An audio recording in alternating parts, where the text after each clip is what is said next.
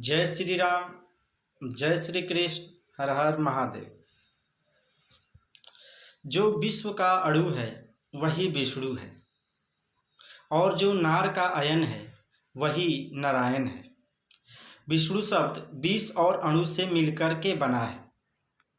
यहाँ पर विष शब्द का मतलब जहर से नहीं है, बल्कि यहाँ पर विष शब्द का मतलब सर्वत्र व्याप्त होने से है, और अणु का मतलब एक सूक्ष्म रासायनिक कण से है। तो जो विश्व का अणु है वही विष्णु है। इस प्रकार से दृश्य ब्रह्मांड के सबसे अधिक भाग में हाइड्रोजन स्वरूप की सत्ता व्याप्त है। दृश्य ब्रह्मांड में लगभग 92% भाग जो है हाइड्रोजन है, संख्या अनुसार, द्रव्यमान के अनुसार नहीं। इसी प्रकार से नारायण शब्द नार और अयन से मिलकर के बना है। नार शब्द का अर्थ जल और अयन शब्द का मतलब उत्पत्ति, रचना, निवास आदि से होता है। तो जो नार का अयन है वही नारायण है। इस प्रकार से हाइड्रोजन जल अर्थात नार का एक अयन है। हाइड्रोजन शब्द भी हाइड्रो और जेन से मिल करके बना है।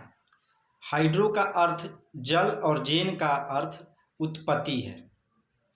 इस प्रकार से हम देखते हैं कि नारायण और हाइड्रोजन दोनों शब्दों के प्रथम आधे भाग का अर्थ जल है और दूसरे आधे भाग का अर्थ उत्पत्ति आदि से है। नारायण और हाइड्रोजन दोनों शब्दों के प्रथम आधे भाग का अर्थ जल है। नारायण और हाइड्रोजन दोनों की उत्पत्ति जल से होती है।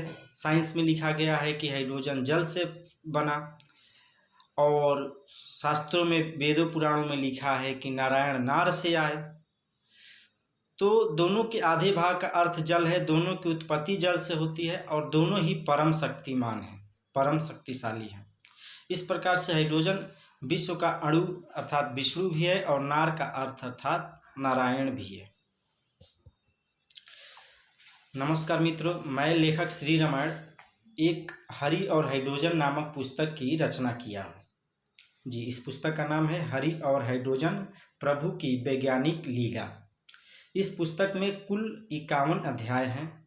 प्रत्येक अध्याय में हरि अर्थात ईश्वर और हाइड्रोजन नामक रासायनिक कण के बीच के उभयनिष्ठ लक्षण को दिखाया गया है। इस पुस्तक में oxygen, nitrogen, carbon, electron, proton, neutron, quarks, Higgs boson आदि सभी के शास्त्रीय स्वरूप को भी दिखाया गया है।